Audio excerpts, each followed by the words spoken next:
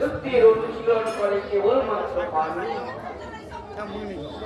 এই মানুষই পারে ভগবানের সেবা করা, ভক্তের সেবা করা, জগতের সেবা করা, বৃক্ষের সেবা করা, গোমাতার সেবা করা, মা বাবার সেবা করা, ব্রাহ্মণের সেবা করা, বৈষ্ণবের সেবা করা। আর অন্য কোন জীবের পক্ষে সম্ভব নেই। আর কোন জীবের মধ্যে নাই। ওই মুড়ি আইছে কেন? কেন মুড়িতে দেয় রে বোধ কাই দেয় রে কাই দেয় তুই দিতে যাও তুই মুড়ি আইছে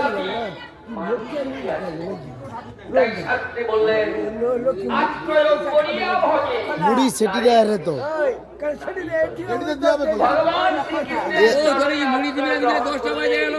ঠাকুরের সঙ্গে 10 জন গল্প করে রে, সে 10 জনকে কি আমি মুড়ি দিতে পারবো? এই যাচ্ছে এবার আমি বুঝাই দেওয়ার বনি। হ্যাঁ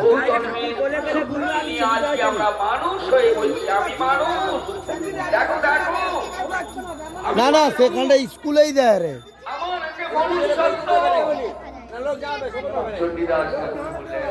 এতদিন সেখানটাই দেয় রে, এত বছর। আরে এখানটায় দিলে এটা হবে, এইলে এখানটায় কোনো বছর দেয় আমি জানিনি জানে।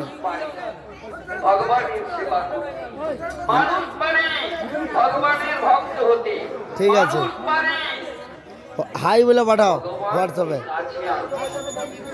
আর ভগবান সেই মানুষের দাবি অনন্ত ব্রহ্মাণ্ড থেকে 14টা ব্রহ্মাণ্ডকে ভাগ করে নেওয়া হলো। জল অতল রসাতল পাতাল, এদিকে জনলোক তপলোক ভগলোক ব্রহ্মলোক গোলক ইত্যাদি এই করে 14টা ব্রহ্মাণ্ড।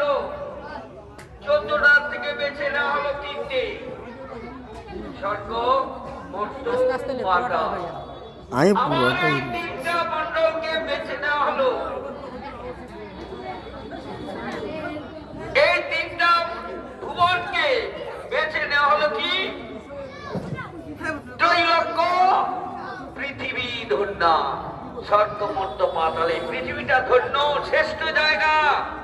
আবার পৃথিবীটাকে বিচার করে দেখা গেল সারা বিশ্বে কতগুলো দেশ আছে, সব থেকে শ্রেষ্ঠ দেশ যেটা ভারতবর্ষ, যেটা ভারতবর্ষ, সোনার ভারত।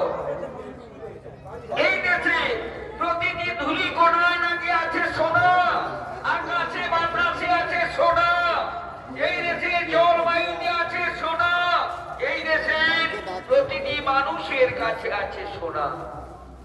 আর কোন দেশের মানুষের কাছে কথা নেই। এই সোনার ভারতে সোনার কথা, কোন কথা? কৃষ্ণ কথা, সোনার কথা।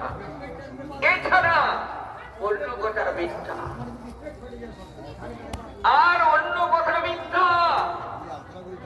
এই ভগবানের কথা বলার জন্য বহু মানুষ তুমি ধন্য, তুমি ধন্য। আবার অধুনা কলি, এই কলিযুগে দেখো আমাদেরই জন্য ভগবান দেখলেন কি দেখছি, এই যুগটা কি দেখলাম? কলিযুগ, কলিযুগ দেখি সত্য ক্রেতা দাপন কলি। কোন কলি? ভগবান কৃষ্ণ এসে তারপরে তিনি দাপন লীলার শেষার্ধে গোচারণে গিয়ে গো শব্দে পৃথিবী, গো শব্দে ধেনু, গো শব্দে জিহা, গো শব্দে ব্রাহ্মণ, গো শব্দে নদী, এই পৃথিবীটাকে চারণ করতেছে। গোচারণ হইতে দিলেন কি অরূপ ভবিষ্যতে আছে। এই প্রভাবশীল কলিতে কলিহত জীবের কি করে রক্ষা হবে? তাই কৃপা করি ভগবান, যিনার আচার কোনো আর কথা নেই, তবু তিনি আমাদের জন্য এই কলির জীব ধন্য করি। কেন? ভগবান তিনি কৃপা করি।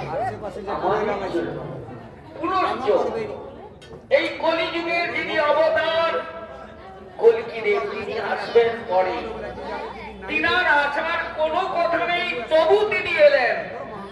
কেন? তিনি এই জন্যই এলেন,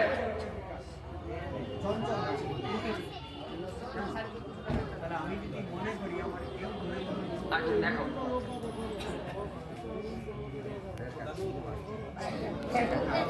ভগবানের আসার, এই যে ভগবানের কলির যিনি ভগবান, ইনার আসার কোনো কথা নেই, তবু তিনি এলেন। কেন তিনি এলেন? এই জন্যে কলি ঘোর অন্ধকারে বিচ্ছিন্ন হইয়া ব্যভিচার করিছে লোকে মায়াতে ভুলিয়া। শোনো নারদ সেই জীব নিস্তারিতে অবতীর্ণ হব আমি পুরী নবদ্বীপে। ভগবান মনে মনে স্থির করলেন আসতেই হবে, এই কলির জীবকে রক্ষা করতেই হবে। আশার বাণী দেওয়ার জন্য তিনি কলিযুগে এলেন। কিভাবে? শাস্ত্র প্রমাণ দিচ্ছেন। সত্য ত্রেতা দাপর কলি, চারি যুগ কলি, চারি যুগ মধ্যে দেখো এই দিব্য যুগ মানি। একাত্তর চতুর্যুগে পায় মন্বন্তর, এমনই 14 মন্বন্তরে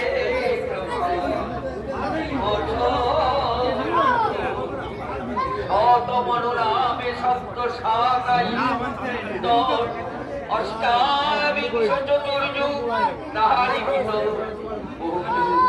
দেখো ভাই এরকম থেকে এত বড় কালকে কালকে লেগেছি এরকম আমি খাওয়াটা দিই আমি লাস্ট পর্যন্ত একটা ছোট লেগেছি সেটি বহু ছোট যুগ, লেগেছে ঠাকুর যার কোনো সংখ্যা নেই, বহু যুগ অন্তে দেখো ভাই এই গৌরবতা।